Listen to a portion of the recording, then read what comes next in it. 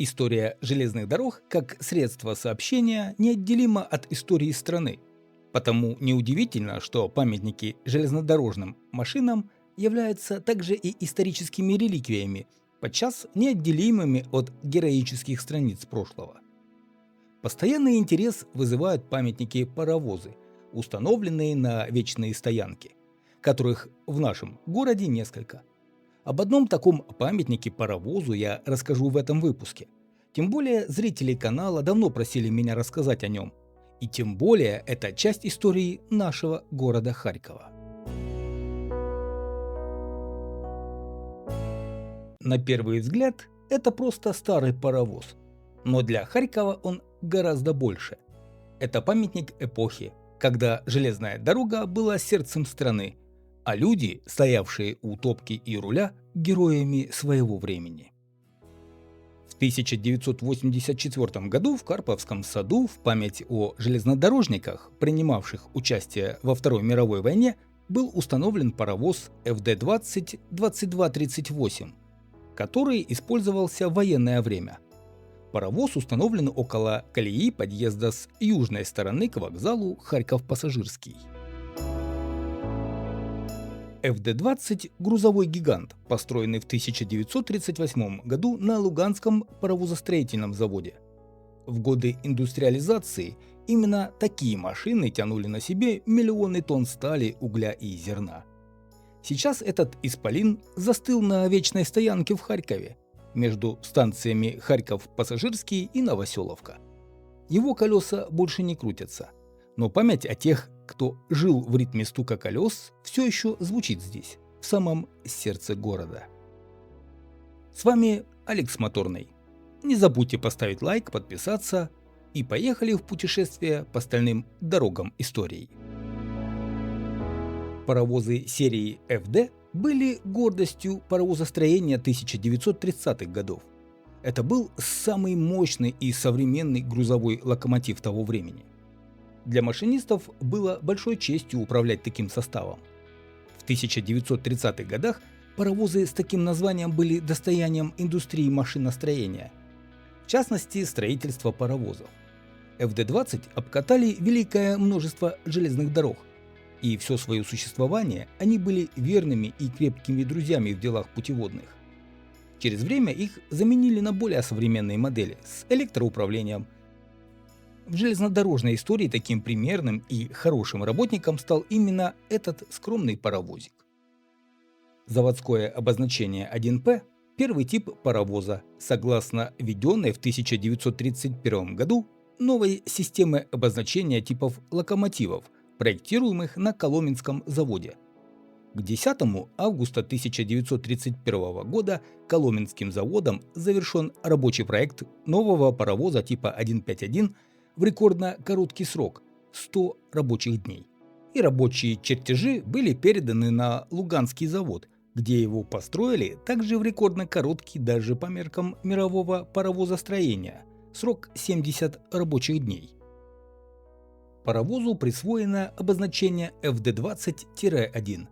При его создании был широко использован американский опыт паровозостроения, что явно угадывается во внешнем виде нового паровоза. Изучены поставленные из США паровозы с их конструкторской документацией, предоставленной американскими заводами. 31 октября 1931 года в центре Луганска паровоз был представлен общественности. В начале ноября 1932 года построен второй опытный паровоз ФД-20-2. В начале 1933 года третий ФД-20. Каждый паровоз частично отличался от предыдущего вследствие доработки и усовершенствования конструкции. С августа начался серийный выпуск паровозов ФД в новых цехах Луганского завода, и до конца 1933 года выпущено 20 паровозов установочной партии. С целью снижения веса конструкция паровоза снова претерпела изменения. Январь 1934 года. Выпущен паровоз ФД-2024. Затем юбилейный ФД-2025. В 1934 году завод строит еще 225 паровозов и поставляет на дороги 181 паровоз. 1935 году завод выпускает 521 паровоз ФД-20. По сравнению с паровозами 1934 года выпуска на паровозах 1935 года было внесено несколько крупных изменений, из-за чего этот выпуск получил условное наименование «паровозы второго заказа». Затем было создано еще очень много таких паровозов разных модификаций. Они были созданы для доставки материалов к местам строек века. Брали на работу на эти локомотивы только лучших из лучших машинистов. Всего произвели около 3200 локомотивов данной серии. В них воплощены три главных конструкторских идеи: максимальное использование имеющейся железнодорожной сети без какой-либо реконструкции ее, использование винтовой сцепки, увеличение скорости и веса товарных поездов.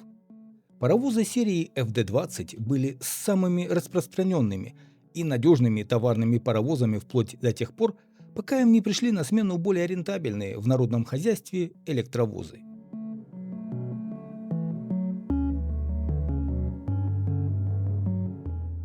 Ну а наш ФД-20 2238 сошел с конвейера, как я упомянул уже ранее, в 1938 году. Во Второй мировой войне паровоз принимал непосредственное участие в перевозках грузов, в том числе необходимых фронту. ФДшки считались самыми мощными грузовыми паровозами того времени. Именно они тащили составы с углем, металлом, зерном по всей стране. По имеющимся данным, всего за период войны было потеряно 282 паровоза серии ФД. В первые послевоенные годы значительную часть из них отремонтировали и возвратили в работу. В том числе 62 паровоза прошли капитально-восстановительный ремонт. 82 локомотива были списаны как не подлежащие восстановлению. Тогда паровоз ФД-20 2238 еще не знал, что через десятилетия его имя станет частью городской истории Харькова.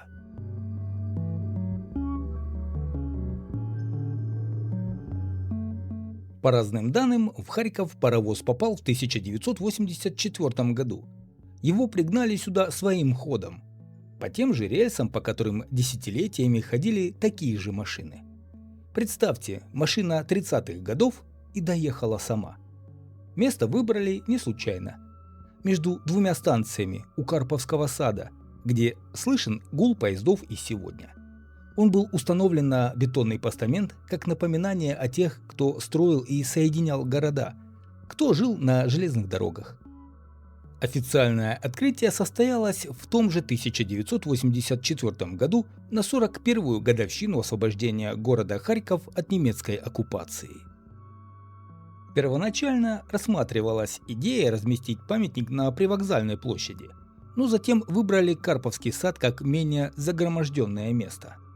Поначалу была надпись на постаменте «Слава труженикам стальных магистралей». Позже надпись поменяли на «Слава железнодорожникам». Этот паровоз не просто железо.